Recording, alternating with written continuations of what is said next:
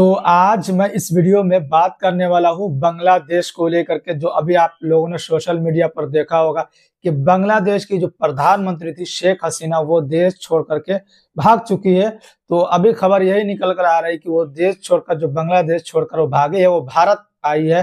जो कि कल 5 अगस्त के डेट में लगभग 5:30 बजे के आसपास वो भारत के सरजमीन पर उतरी और एक हिंडन एयरबेस जो गाजियाबाद उत्तर प्रदेश के अंदर है, वहां पर वो उतरी। उनके एयरक्राफ्ट जो एक विमान जो आर्मी की थी, उसके जरिए वो भारत पहुंची।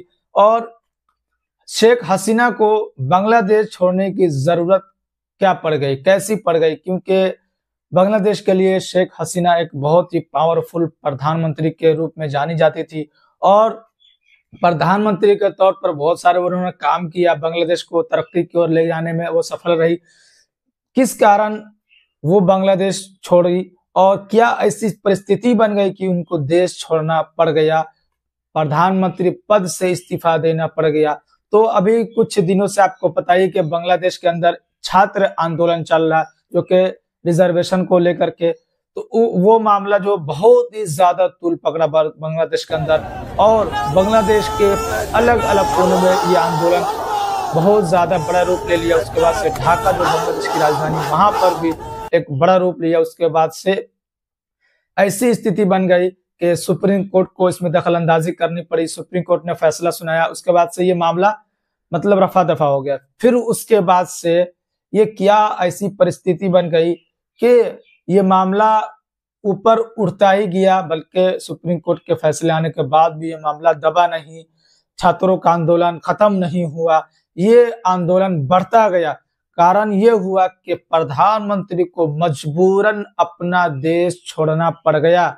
इस्तीफा देकर के आनन फानन में इतना समय नहीं मिला कि वो देश को संबोधित कर सके देश के नाम। और आर्मी वहां के चीफ है, उन्होंने कहा कि अभी हम अंतरिम जो सरकार आर्मी की तरफ से बनाया जाएगा। फिलहाल अभी जो है आप लोगों ने देखा होगा कि सोशल मीडिया पर कि प्रधानमंत्री के आवास के अंदर घुस करके वहां के लोग, बांग्लादेश के अंदर के जो लोग हैं, बांग्लादेशी है, चाहे वो छात्र हो चाहे वो आंदोलनकारी हो, वो उनके घर के अंदर घुस करके किस तरीके से तोड़ फोड़ किया गया। उसके बाद से उनके घर में जितने सामान थे, चाहे वो चेयर हो, चाहे वो उनके कपड़े हो, और उनके घर के जितने भी फैन हो, फ्रिज हो, कूलर हो, एसी हो, हर चीज को वहां से उखाड़ करके ले जाने में लोग सफल रहे। और यहां तक कि उनके घर में जाकर के उनके बेड पर सोना, वहां के संसद में जाकर बैठना, और संसद में जाकर के इतने आराम से बैठना, मतलब ऐसे ऐसे तस्वीर निकल कर आ रही है कि लोग सोचने पर मजबूर हो जा रहे हैं कि ये आंदोलन इतना बड़ा आंदोलन था कि इसको रोकने में सरकार नाकाम रही। और सरकार जो कि प्रधानमंत्री खुद शेख हसीना को देश छोड़ना पड़ गया। मतलब इतने अजीब और गरीब सोशल मीडिया पर वीडियो निकल कर आ रहे हैं वहां से कि उनके घर में घुस गए, जेलों को तोड़ा गया। और जो ढाका के अंदर अगर हम बात करते हैं, फिर उसके बाद से जब शेख हसीना देश छोड़कर चली गई, उसके बाद से लोगों में जश्न मनाया गया।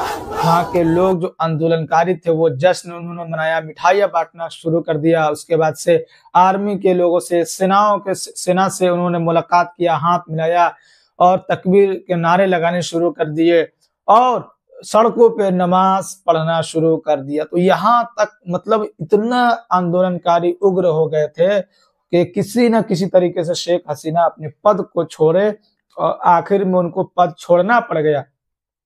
पद छोड़ने के साथ साथ देश भी छोड़ना पड़ा। और फिलहाल वो भारत आई है। भारत के रास्ते हो सकता है कि वो लंदन के लिए रवाना होगी। फिलहाल अभी की अपडेट तो निकल कर नहीं आई है कि वो कहाँ जाएगी। ऐसा बताया जा रहा है कि वो लंदन जाएगी, लेकिन फिलहाल जो है बांग्लादेश से तुरंत जो आई है वो भारत के लिए आई है।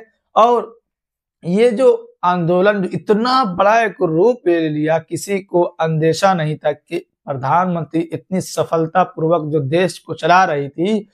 सब लोग कह रहे थे कि इसके नेतृत्व में, शेख हसीना के नेतृत्व में देश जो बांग्लादेश वो तरक्की कर रहा था। लेकिन वहां के जो लोग हैं उनका कहना था कि ये डिक्टेटरशिप इनके तरफ से किया जा रहा था। इनके तरफ से जो आप सुनते होंगे आजकल डिक्टेटरशिप का जो बहुत ही नाम चल रहा है सोशल मीडिया पर या न्यूज चैनलों पर, तो ये उनके अंदर पाया जा रहा था, शेख हसीना के अंदर, जिसकी वजह से वहां की जनता, वहां की आवाम नाखुश होकर के आंदोलन करने का काम किया, वहां के छात्र आंदोलन करने का काम किया और ये आंदोलन इतना बड़ा रूप ले लिया कि उनको देश छोड़नी पड़ गई। शेख हसीना को पीएम हाउस के अंदर लोग घुस गए, पीएम हाउस का जो धज्जिया पूरा उड़ा दिया गया।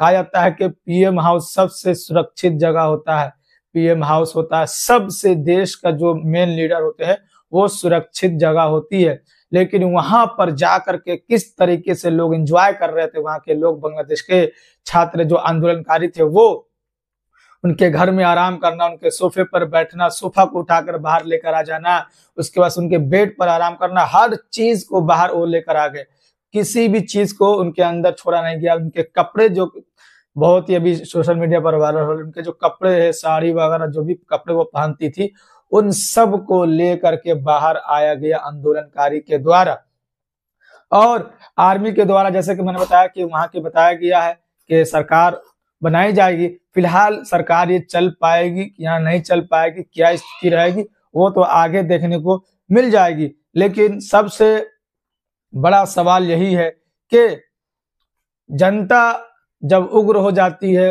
आंदोलन जब एक बड़ा रूप ले लेता है, तो कितने भी बड़े सत्ता पर काबिज क्यों ना हो, उनको मजबूरन कुर्सी छोड़नी पड़ जाती है।